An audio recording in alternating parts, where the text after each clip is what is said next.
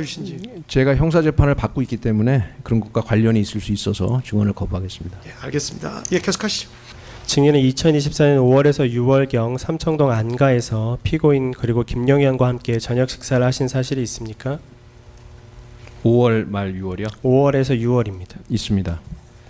당시 모임에서 피고인이 시국 걱정을 하면서 비상대권이나 비상조치가 아니면 나라를 정상화할 방법이 없는가라는 발언을 한 사실이 있습니까? 그것은 제가 언론에서 보기로 지난번 기일 때 곽종근 사령관께서 나와서 그 사실을 이미 얘기를 했습니다. 그래서 그 사항은 제가 좀 말씀을 좀 드리겠습니다.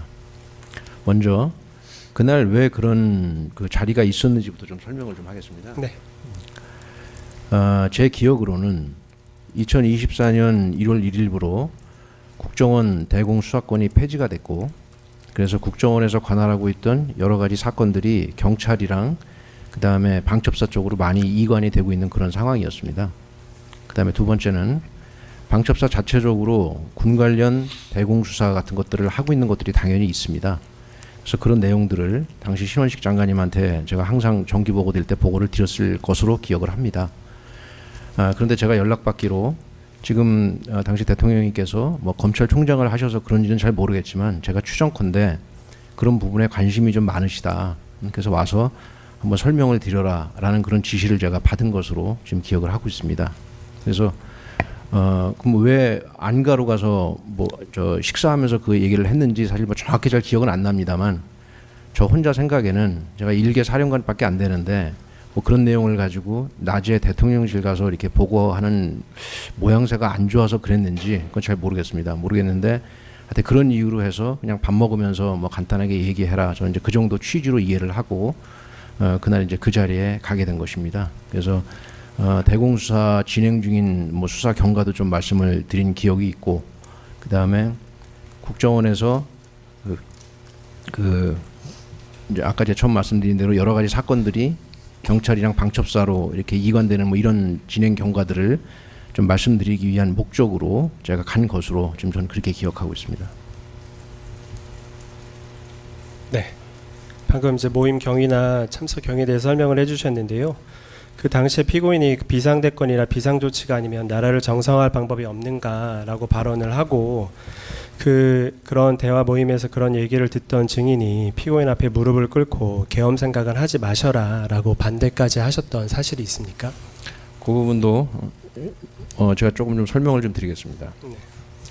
제가 기억하기로는 그때 당시에 이제 그런 뭐 대공수사 관련된 얘기도 했고, 뭐 간첩수사 이런 얘기도 하고, 뭐 그런 어려움들에 대해서 뭐 말씀을 드렸고, 대통령께서 뭐 나라 걱정, 시국 걱정 그런 게 쉽지 않다, 뭐 이런 공감도 하셨습니다. 그러면서 뭐 조금 감정이 격해지셨는지는 모르겠지만 이 나라를 바로잡기 위해서는 헌법이 대통령한테 보장한 비상 뭐 대권, 비상 조치권, 제가 용어도 잘 헷갈리는데 뭐 그런 말씀도 언급이 나왔습니다. 그러면서 그런 것의 일환으로 긴급 명령권이라 그러나요? 긴급 명령권, 뭐 재정 명령권, 뭐 이런 것들이 뭔지를 이렇게 쭉 설명을 하셨고, 그 와중에 그 뭐 계엄 이 얘기도 나왔습니다. 그래서 제가 그 얘기를 가만히 듣다가 속으로 무슨 생각을 했냐면, 국군 통수권자이신데 지금 군이 계엄에 대해서 어떤 상황에 있고 어떤 인식을 갖고 있고 어떤 훈련이 준비가 돼 있고 하는 것을 전혀 좀 모르시는 것 같다는 생각이 들었습니다. 그래서 군이 지금 전시가 됐던 평시가 됐던 계엄에 대해서 어떤 상태에 있는지를 제가 장군의 한 사람으로서 일개 사령관밖에 안 되지만 좀 이제 정확히 말씀드려야 되겠다라는 생각이 그 자리에서 들었습니다. 왜냐하면 잘못 알고 계시면 안 될 것 같아서 뭐 구체적인 계엄 계획이나 이런 거를 저한테 당연히 얘기하신 건 아니고, 그래서 이제 그거를 말씀드리는 자리였습니다. 그래서 제가 뭐라고 얘기했냐면 군의 실태를 말씀드렸습니다. 군은 전시가 됐던 평시가 됐던, 제가 판사님 군대 생활 36년 했습니다. 계엄 훈련 한 번도 안 해봤습니다. 이게 아마 무슨 말씀인가 할 텐데, 군이 계엄 훈련을 왜 안 하냐면 그 할 필요가 없거든요. 왜냐하면요, 군이 하는 유일한 계엄 훈련은 1년에 봄이나 가을에 그 그 뭐 연합연습하고 을지연습하고 하지 않습니까? 그때 그냥 저 사령부급에서 토의식으로 해서 한두 번 잠깐 하고 맙니다. 어떤 훈련을 하냐면 훈련도 아니죠. 그냥 토의죠. 제가 방첩사령관을 했기 때문에 군사비밀을 여기서 얘기하면 안 되는 걸 알고 있기 때문에 그 판사님 그건 걱정 안 하셔도 됩니다. 제가 비밀은 얘기 안 합니다. 어떤 훈련을 하냐면 전시로 전환된 상태에서 동원령이 발령됐는데 사람들이 동원 응소를 잘 안 하는 사람이 있을 것이고 징발령이 발령됐는데 그 징발령에 응소를 안 하는 사람이 있을 거고 전방으로 부대를 보내야 되는데 교통이 꽉꽉 막혀서 부대가 이동 못하는 그런 상황이 생깁니다. 그러면 그때 계엄령이란 이름으로 해서 동원령 응소 안 한 사람들 뭐 예를 들면은 뭐 수배해서 뭐 이렇게 체포할 수도 있고 징발령 제대로 안 따르는 그런 업체에 가서 징발하라고 강제할 수도 있고 뭐 교통 통제 같은 거 할 수 있고 요 정도 수준에서 군은 지금까지 계엄령 훈련이라는 것을 해봤습니다. 저희들 뭐 생각에 뭐 사회 질서가 혼란하고 그러면 군이 동원될 거라고 뭐 그렇게 사람들 생각을 하고 뭐 그러시는데 정말 천만의 말씀입니다. 육군이 판사님 몇 명인 줄 아세요? 30만 명입니다. 30만 명. 경찰이 몇 명입니까? 10만 명이 넘습니다. 그럼 개전 초기에 계엄령이 발령되는데 육군 30만 명 중에 계엄령에 동원될 사람 아무도 없습니다. 제가 군대 생활을 오래 했기 때문에 그다음에 육군 정작부장도 하고 작전 쪽에 근무를 했기 때문에 너무 잘 압니다.